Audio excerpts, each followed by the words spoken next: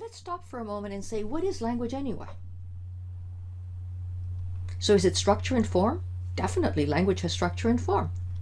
Is it a semiotic system? Well, it's that too. It's a meaning system. Of course it's that. How about a social practice? Well, of course, language is a social practice. Is it a set of rules? Well, yes, we do know that in fact there's a set of rules there that we can analyze it, okay, beautifully and say, oh, I see that this agrees with that. That's how it works. In Spanish, we can't say that. In English, we can't say the other thing. There's a set of rules. And maybe language is all of the above. But my point is, we have to start out with trying to conceptualize what in this program is how we think that we're seeing language.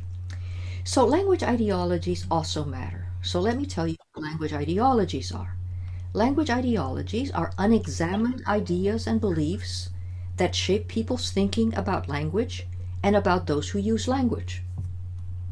All of us, no matter where we grew up, probably at some point heard our mother or our father or our grandmother say something like, if you're a Spanish speaker, no se dice.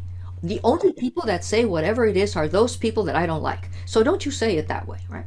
And it could have happened to you in English. Don't say ain't, right? That's not correct, okay? Only people that are uneducated say that.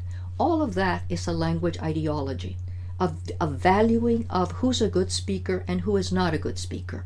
And some of these ideologies are multiple and conflicting. You could have one member of your family actually says asina, and somebody else who says, oh, never say asina, say asi, because asina is old-fashioned and it's rural, and you don't want to sound rural, you don't want to sound country, right? So you want to make sure that you say something else. So all of these are ideologies of language.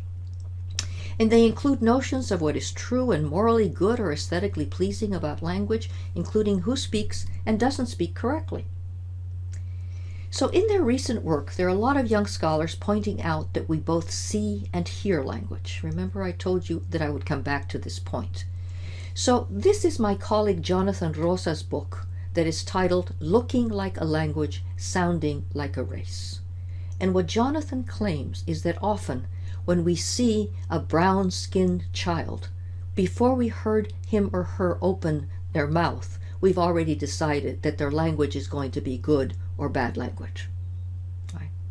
So that's what he means, that we have racialized ideologies of learning. So a lot of these scholars are engaged in the study of these intersections of language and race and social class, and they point out that, for example, the bilingualism of Princess Charlotte is always seen as wonderful. Isn't it wonderful that Princess Charlotte, right, is such a bilingual child? She has, I think she has a governess that speaks to her in one language or whatever, but her multilingualism is really valued, right? On the other hand, low-income immigrant origin students from racialized backgrounds are always framed as English learners who are seen as a problem in our public schools.